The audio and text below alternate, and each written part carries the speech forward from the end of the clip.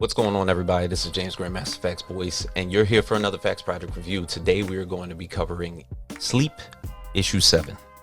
We're almost at the end of this, and at the end of this, surprisingly enough, I'm going to have a finale talk with Xander Cannon, the writer and artist for this spectacular comic.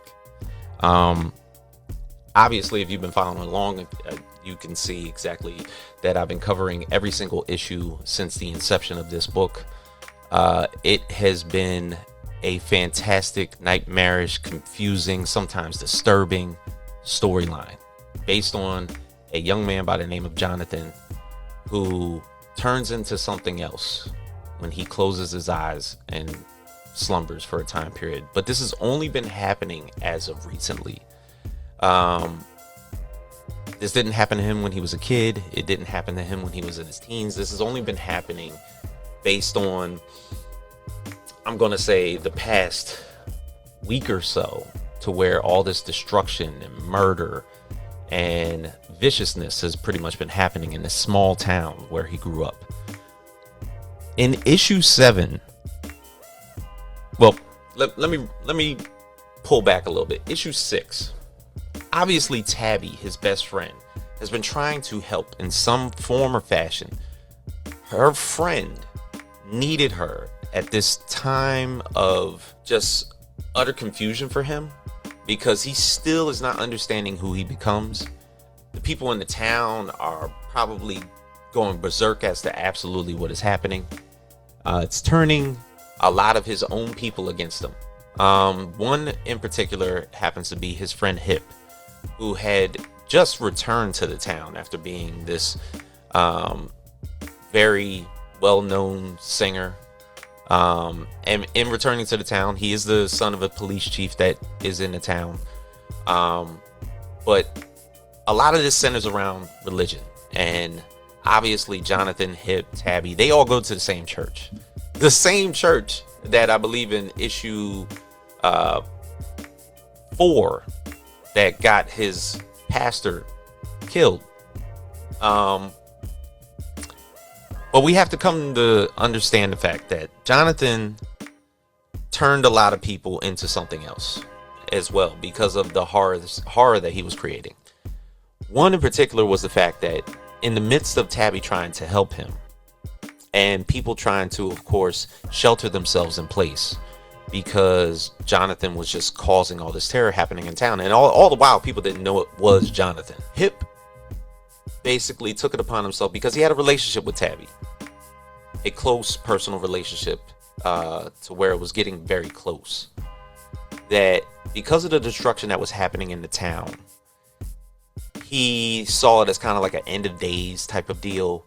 And it was kind of like a call to God that, only the strong were going to survive this thing.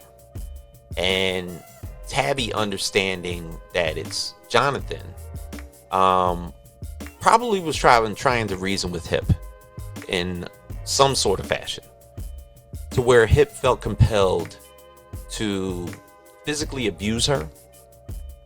And this got back to Jonathan the last time that he woke up in issue 6. And he saw that she had a black eye. And regardless of fleeing and trying to hide, or better yet, pull himself to another, because once again, we're going through many things. He's tried to kill himself. He's tried to remove himself probably like 30 or 40 miles outside of the town. He's tried to shelter in place. Tabby's found luckily a bunker where he wasn't going to harm anyone. But once he found out that Tabby had a black eye, he went right to the source, and he chose to confront Hipp. And Hipp, of course, sees Jonathan the way that everybody else does. They see Jonathan as somewhat of a weak individual, somebody who couldn't hurt a fly, and that they can talk to however they want to. So when Jonathan is confronting Hipp, he's telling him of the one person that he feels is the smartest person on earth, and probably the only person that he loves at this point, that happens to be around him, because his parents unexpectedly died when he was young. That if you harm her, I harm you. And Hipp is kind of like, oh, I see what this is. You're like, best believe, and he's got like a shovel in his hand. So he's like, basically like, if you come physically trying to attack me, I'm just going to pop you in the head with this shovel. Not knowing who Jonathan is. Jonathan takes it upon himself to just close his eyes in issue 6. And then you kind of realize that you understand what happens. I mean, regardless of us thinking, they were like, okay, Hipp probably made it. No. Because in issue 7, we come to realize that Hipp did not make it. He succumbed to what Jonathan is. And the next time that we see Jonathan is in a holding cell, psychiatric ward, somewhat under the observation of 2 scientists with a straitjacket on. He's in a like a high ceiling, all cement based room. We're no longer counting the days, because if you remember from the initial comic books, every single day you would see the destruction happen, and it would tell you it would be Thursday, Friday, Saturday, Sunday, so on and so forth. But he's in this room and there's no longer any dates, but you see chapters, and it begins at like chapter 8 and it goes all the way down to 16. So the way that Xander is like pushing this chronologically has always been great. But in this padded room, restrained with a straitjacket, the scientists are of course collecting data, and they're hitting him with tranquilizer darts. It's a young scientist, probably first year on the job. The other scientist that Tabby works for, and looking into exactly what's happening to Jonathan on every given day. His alter ego just murdered Hipp. So when he's imprisoned in this lab, God knows where, he's obviously in the same town, because Hipp's father keeps arriving every day. And there's this window, this high window, looking down into Jonathan. And obviously they're doing these tests. Hipp's dad wants to pretty much take Jonathan, kill him, and that be done with it. He kind of just wants to give the eye for an eye at that moment.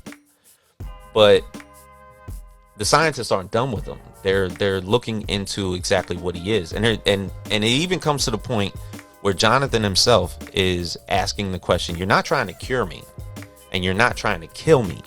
So what is it? And the young scientist kind of like brings upon this story. He was like, hey, you went to the same school as the girl that was murdered in this town. And he was like, yeah, but her father killed her. And he was like, yeah, but just like that, everybody stopped remembering what happened. It's like something of that type of terror just didn't fit in this town. And that just brought up like this crazy question. It's like saying that Jonathan does not fit, nor did the girl that got killed. And I'm talking about this girl from issue 5, Callie. Remember when he arrived in the gymnasium? It came to be that he, of course, had went to school with this girl. And you see her mother. Her mother is, of course, the one homeless lady that he runs into, that she's a little bit off because she thinks that Jonathan is her. So certain things don't fit. But the thing is, there's a lot of things that don't fit around the people in this town. Like, I think I called in the question, like, why hasn't the National Guard been called in to this one particular place where all this destruction tends to be happening? And it doesn't. But we're looking in this, and obviously he's getting visits from Tabby. Tabby's looking in and is very unsure as to what is happening.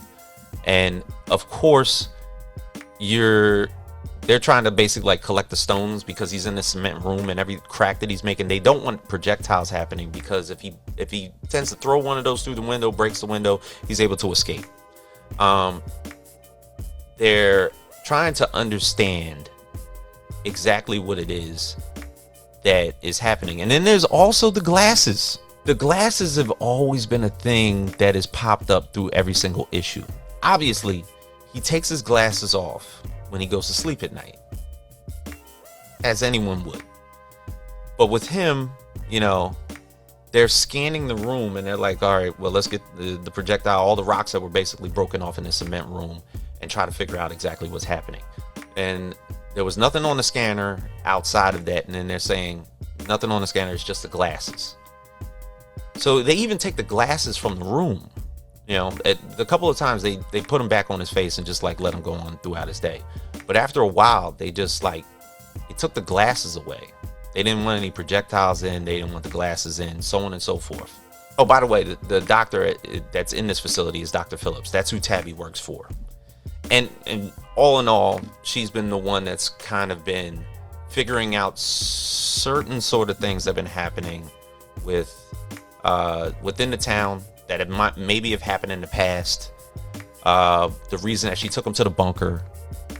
All these questions. They also say that the glasses are messing up the readings, which is also very weird, because if we remember the optometrist that he went to in issue 2, I mean, from our eyes, the reader's eyes, all this dude sold was red glasses, red frame glasses.